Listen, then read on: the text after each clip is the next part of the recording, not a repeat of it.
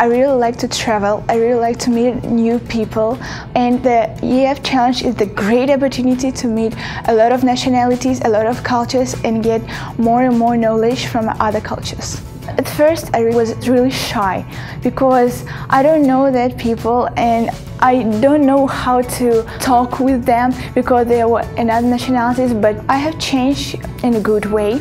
My opinion changed because I have listened a lot of opinions from the other sides, and I think it will be really good for me in the future.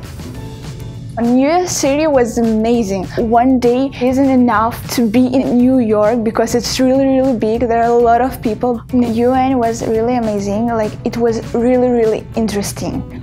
We have a picnic in the Central Park.